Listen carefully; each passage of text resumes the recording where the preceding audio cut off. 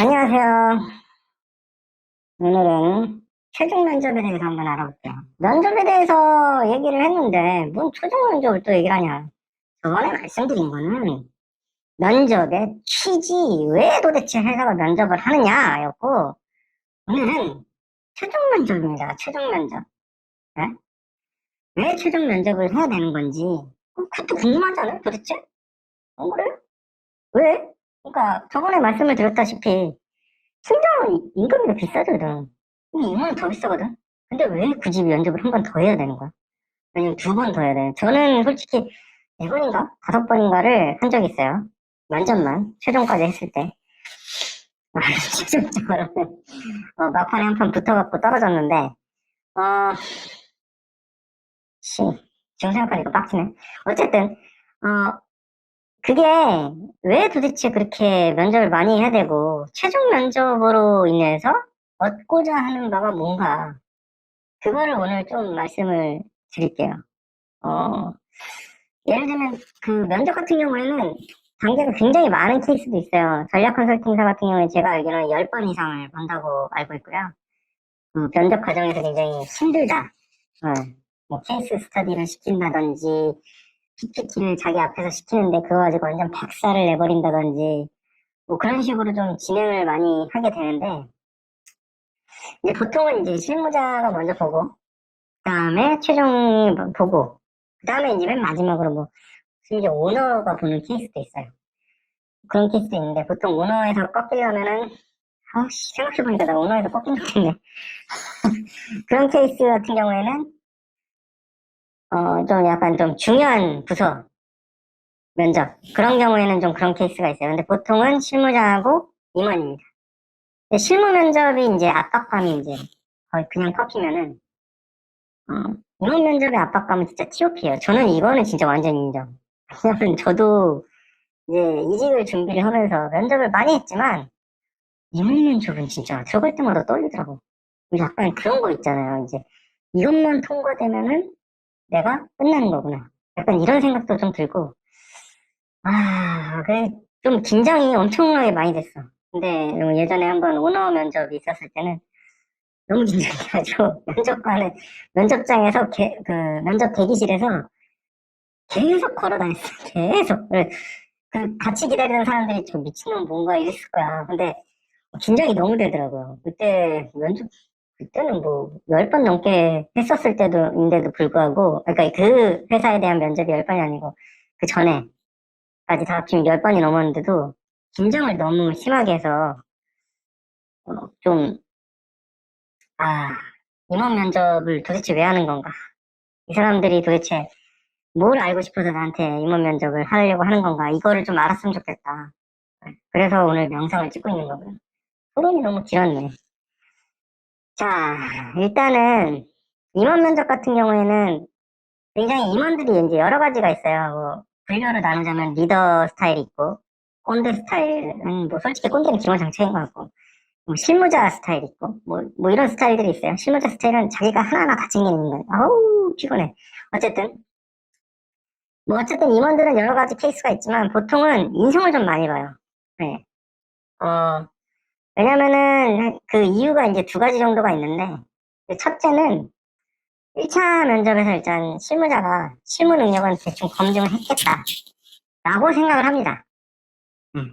보통은 이제 실무팀장이 1차에 들어가기 때문에 좀 나가지고 체크를 하는 경우가 있어요. 근데 저 같은 경우에도 그랬지만 컨설팅을 하면서도 느낀 건데 프로그래머나 이런 경우에는 좀 특이한 케이스가 있더라고요. 실무형 임원이거나 이런 분들은 굉장히 딥다이브해서 그걸 막 물어보는 케이스도 있어요. 그러니까 뭐 하나에 딱 꽂혀가지고 예를 들면은 무슨 뭐 프로그래머를 뽑는데 백엔드 단에 백엔드라고 하면은 이제 서버 쪽이에요. 서버 쪽. 그 뒤쪽에서 이제 돌아가고 있는 그 서버 쪽에서 클라우드 쪽에 뭔가 딱 꽂혔다. 갑자기 면접을 하는데 그 임원이 완전 전문가야. 근데 그걸 완전 꽂혔어. 그래갖고 그걸 드립하는 거야 그냥. 끝까지 드립하는 거야 막. 기술적으로 계속 들어가. 뭐 이런 케이스도 있긴 있었어요. 근데 그런 경우는 되게 드물고요. 저도 그거로 비슷한 걸 당했는데 약간 좀 되게 브로드하게 물어보긴 했으나 어쨌든 실무 관련된 질문이었어요. 응.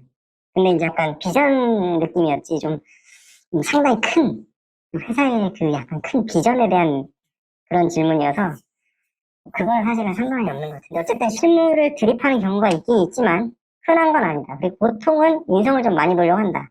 왜냐? 첫째, 이미 실무자인 팀장이 첫째 면접에서 다 체크를 했다라고 생각을 하기 때문에.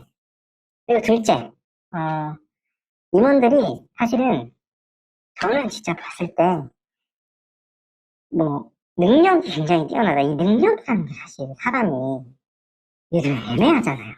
그렇잖아요? 회사 생활하면서 느끼는 건데, 이 능력이라는 거를 객관적으로 이 사람이 진짜 너무 뛰어나서 이건 이 사람은 무조건 임원이 돼야 돼. 난 이런 사람은 솔직히 본 적이 없는 것 같아요. 들은 적은 있어요. 제가 들은 임원은 뭔가 이 사람은 이분은 그 뭔가 투자를 해갖고 실패한 적이 없다고 그러대. 거의 뭐 전설적인 투자자 같은 느낌인데, 근데 왜 거기서 임원을 하고 있었는지 모르겠는데. 어쨌든 능력이라는 거는 사람마다 기준이 다 다르고, 그죠?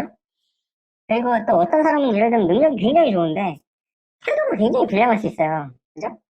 그런 사람들은 뭐 솔직히 뭐 예를 들면 우리나라 같이 이제 보수적인 좀 성향이 강한 국가에서는 별로 저는 올라가기 힘들다고 보거든요.